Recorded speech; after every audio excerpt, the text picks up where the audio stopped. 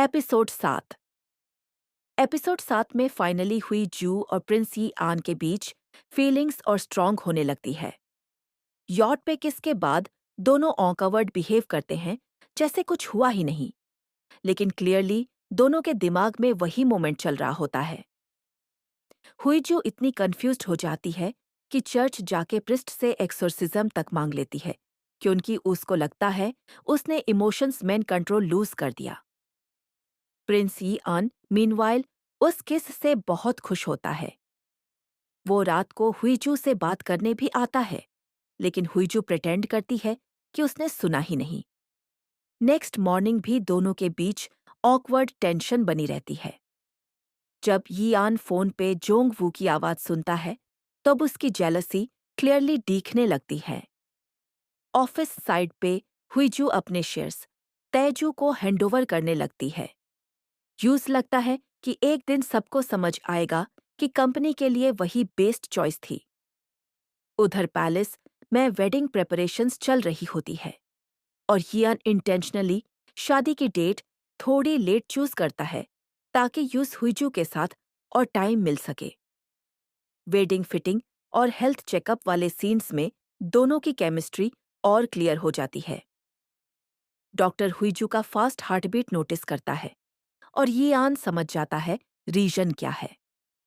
Private में यियान honestly confess करता है कि उसके लिए वो किस स्पेशल थी, क्योंकि सामने हुईजू थी। हुईजू कूल दिखने की कोशिश करती है, लेकिन उसके एक्सप्रेशंस सब रिवील कर देते हैं। इस एपिसोड में पैलेस पॉलिटिक्स भी और डेंजरस लगने लगती है। बर्न्ड रॉयल एडिक्ट का रिवील होता है, जिसमें ओल्ड किंग प्रिंस ई आन को थ्रोन देना चाहता था। इसे वाजा से लगता है पास्ट में बहुत कुछ सीक्रेटली हुआ था। ये रंग और उसके फादर पे भी डाउट और स्ट्रांग हो जाता है। डिनर सीन हुईजू के घर पे इमोशनल था। उसके फादर सडनली कैरिंग बिहेव करते हैं, लेकिन हुईजू को वो फेक लगता है और वो अपसेट होकर रूम में चली जाती है। प्रिंस इयन उसके पीछे जाता है और उससे कंफर्ट करता है। वहीं पे फाइनली वो कन्फेस करता है कि युस हुईजू सच में पसंद है। हुईजू भी इनडायरेक्टली उसकी फीलिंग्स एक्सेप्ट कर लेती है, लेकिन डिवोर्स कॉन्ट्रैक्ट की बात अभी भी दोनों के बीच है। जोंग वू इस सब को देखकर अंदर ही अंदर हर्ट हो रहा होता है। ये रंग भी उसको मैनिपुलेट करने की ट्राई करती दिख रही है, इसलिए फ्यूचर में उसका रोल डेंजरस हो सकता है। वेडिंग डे फाइनली आ जाता है और प्रिंस यी अन सबसे ज्यादा एक्साइटेड नजर आता है। सेरेमोनी स्मूथली कंप्लीट हो जाती है और दोनों ऑफिशियली हस्बैंड वाइफ बन जाते हैं। लेकिन पैलेस पहुंचते ही सबके सामने हुईजू सडनली कोलैप्स कर जाती है, जिससे एपिसोड शॉकिंग सस्पेंस पे एंड होता है। एपिसोड 8।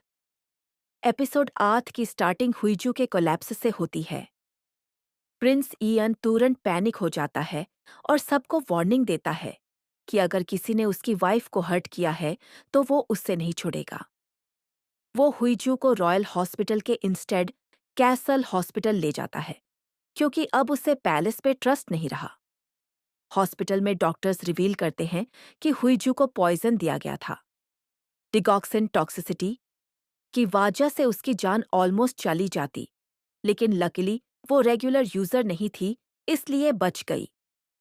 इन्वेस्टिगेशन से स्लोली पता चलने लगता है कि असल टारगेट शायद प्रिंस यियन था और हुईजू ने गलती से पॉइजन्ड ड्रिंक पी लिया। हुईजू के फादर गुस्से में प्रिंस यियन को स्लब तक मार देते हैं। जोंग वू भी इस इंसिडेंट के बाद फुल रॉयल इन्वेस्टिगेशन अनाउंस कर देता है, जिसे मीडिया और पब्लिक शॉक हो जाते हैं, क्योंकि रॉयल फैमिली पे ऐसा इन्वेस्टिगेशन पहले कभी नहीं हुआ। जब हुईजू होश में आती है, तब प्रिंस यी आन इमोशनल हो जाता है और कन्फेस करता है कि यूज लगा था वो हुईजू को खो देगा। इस पॉइंट पे दोनों एक दूसरे के लिए कितना केयर करते हैं वो क्लियरली दिखने लगता है। हुईजू को भी सबसे पहले यियान की सेफ्टी की टेंशन होती है।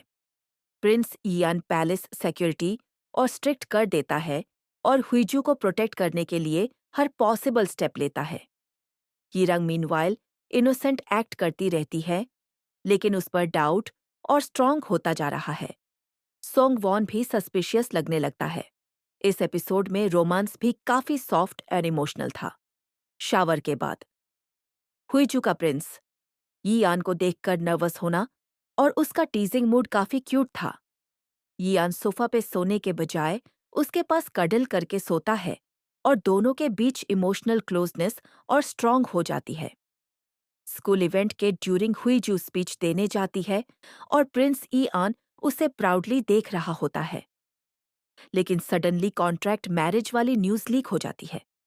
मीडिया उन्हें सराउंड कर लेती है और हुईजू शॉक हो जाती है। तब प्रिंस यियान उसके सामने खड़े होकर उसे प्रोटेक्ट करता है और उसका हाथ पकड़कर वहां से ले जाता है। अगर आपको ये रीकैप पसंद आया हो तो वीडियो को लाइक करना, कमेंट में अपना फेवरेट सीन बताना और चैनल को सब्सक्राइब जरूर कर लेना। बेल आइकॉन भी प्रेस कर देना ताकि नए के ड्रामा रीकैप्स सबसे पहले आप तक पहुंच सकें। Thanks for watching.